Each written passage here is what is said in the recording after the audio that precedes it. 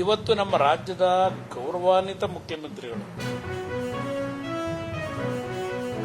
ವಿಧಾನಸೌಧದ ಮೆಟ್ಟಿಲುಗಳ ಮೇಲೆ ತಲೆಬಾಗಿ ತಲೆ ಇಟ್ಟು ರಾಜ್ಯದ ಜನತೆಗೆ ಸಂದೇಶ ಕೊಟ್ಟಂತ ಒಬ್ಬ ಮುಖ್ಯಮಂತ್ರಿ. ಬಹುಶಃ ಕರ್ನಾಟಕ ರಾಜ್ಯದಲ್ಲಿ ಯಾರು ವಿಧಾನಸೌಧ ಮುಂಭಾಗದಲ್ಲಿ ಕೆಂಗಾರನ್ನು ಕಟ್ಟಿಸಿರ್ತಕ್ಕಂಥ ವಿಧಾನಸೌಧ ಮೇಲ್ಗಡೆ ಸರ್ಕಾರಿ ಕೆಲಸ ದೇವರ ಕೆಲಸ ಅಂತ ಬರೆದಿರ್ತಕ್ಕಂಥದ್ದು ನೋಡಿದೀವಿ. ಈ ರಾಜ್ಯದ ಮುಖ್ಯಮಂತ್ರಿ ಆದಂತ ದಿನದಿಂದ ರಾಜಕಾರಣದಲ್ಲಿ ಅಧಿಕಾರದಲ್ಲಿ ಸಮಯವನ್ನ ತೆಗೆದುಕೊಂಡು ಏನ್ ತಗೊಂಡಿದ್ದಾರೆ, ಅಧಿಕಾರ ವಹಿಸಿಕೊಂಡಿದ್ದಾರೆ. ಈ ಅಧಿಕಾರ ಪಡೆದ ನಂತರ ಸ್ವಂತಿಕೆ ಅನ್ನೋದು ಇಲ್ಲ ಅವರಿಗೆ. ವಿಧಾನಸೌಧದ ಮೆಟ್ಟಿಲ ಮೇಲೆ ತಲೆಬಾಗಿ ನಮಸ್ಕಾರ ಮಾಡಿದ್ದು ಅದು ಅವರ ಸ್ವಂತ,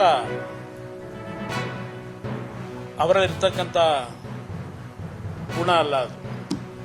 ಅದನ್ನು ಕಾಪಿ ಮಾಡಿದ್ದೇ ಇವ್ರ ಕೆಲಸ. ನರೇಂದ್ರ ಮೋದಿ ಅವರು ಈ ದೇಶದಲ್ಲಿ 2014ರಲ್ಲಿ ಪ್ರಧಾನಮಂತ್ರಿಗಳಾದಾಗ ಅವರು ಯಾವ ರೀತಿ ನಡ್ಕೊಂಡ್ರು ಅದನ್ನ ಇದರಲ್ಲೂ ಕಾಪಿ ಮಾಡಿದಂಥದ್ದು. ಪ್ರಧಾನ ಅವಶ್ಯಕತೆ ಇಲ್ಲದೆ ಇದ್ದ ಮೇಲೆ ಈ ಯೋಜನೆ ಕೈ ಯಾಕೆ ಹಾಕೊಂಡವ್ರೆ? ಇವ್ರಿಗೆ ಅವಶ್ಯಕತೆ ಇಲ್ವಂತೆ. ಮತ್ ಯಾರಿಗ ಅವಶ್ಯಕತೆ ಇದು? ಡೆಲ್ಲಿಲಿ ಅವ್ರನ್ನ ಕರ್ಕೊಂಡೋಗಿ ಕೂರ್ಸೋರಲ್ಲ. ಈಗ ಅವರಿಗೂ ಮಾಡಂತ ಹೇಳಿ ಕಳಿಸಿದ್ರು. ಇಲ್ಲ, ನಾನು ಹೇಳಿದ್ದೀನಿ. ನಾನೀಗಾಗಲೇ ರಾಜ್ಯದ ಜನತೆಗೆ ತಿಳಿಸ್ಲಿಕ್ಕೆ ಬಯಸ್ತೀನಿ,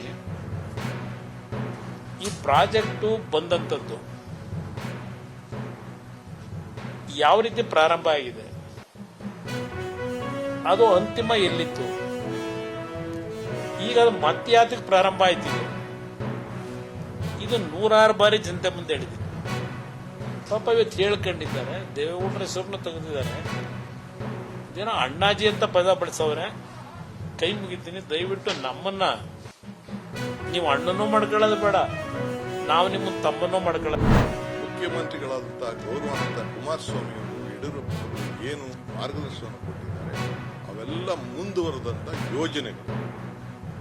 ಇದು ಕಂಟಿನ್ಯೂಷನ್ ಪ್ರೋಸೆಸ್. ಇದು ನಾನಿರ್ಬೋದು, ಇನ್ನೊಬ್ರು ಇರ್ಬೋದು, ಅದನ್ನ ನಾವು ಮುಂದುವರಿಸ್ತಾ ಇದ್ದೀವಿ.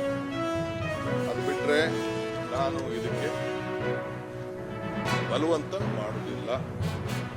ಅವರು ರೆಡ್ ಝೋನು ಗ್ರೀನ್ ಝೋನ್ಗೋ ಒಂದು ಪ್ರೈವೇಟ್ ಆಗಿ ಒಂದು ಸಪರೇಟ್ ಆದೇಶ ಹೊರಡಿಸಿದ್ದಾರೆ. ಅದು ಮುಂದುವರಿದಿದೆ. ಯಾರು ರೈತರು ಇಲ್ಲ, ಪಾಪ ಅವ್ರು ಯಾರು ಮಾರ್ಕೊಳಂಗಿಲ್ಲ. ಅವ್ರ ಬದುಕು ಕಟ್ಕೋಬೇಕು, ಅವ್ರಿಗೇನೋ ನೋಡ್ಕೋಬೇಕು.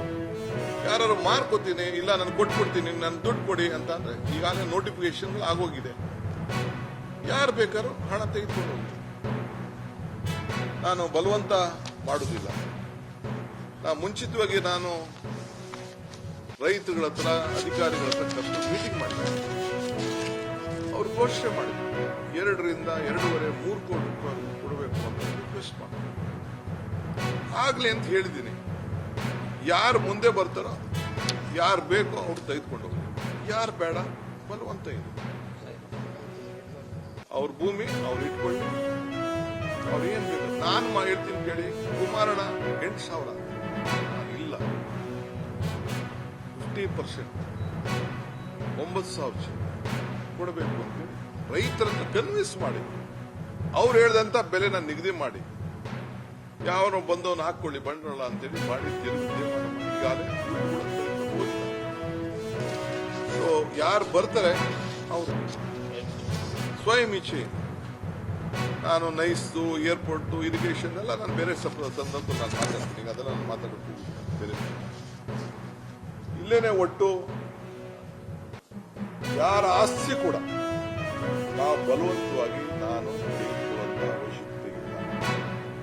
ಅವರು ನೆಮ್ಮದಿಯಾಗಿರ್ಬೋದು. ಯಾರು ದಣು ತಗೋಬೇಕಾಗಿಲ್ಲ, ಯಾವ ಸ್ಟ್ರೈಕು ಬೇಡ. ನಿಮ್ಗೇನೋ ಆಸೆ ಇದ್ರೆ ನನ್ನ ಮೇಲೆ ಏನ್ ಬೇಕಾದ್ರೂ ನಿಮ್ಮ ಪ್ರಯೋಗಗಳು ಮಾಡಿ. ಏನೇನ್ ಬೇಕು ಪ್ರಯೋಗ ನಡೀತಾ ಇದೆ.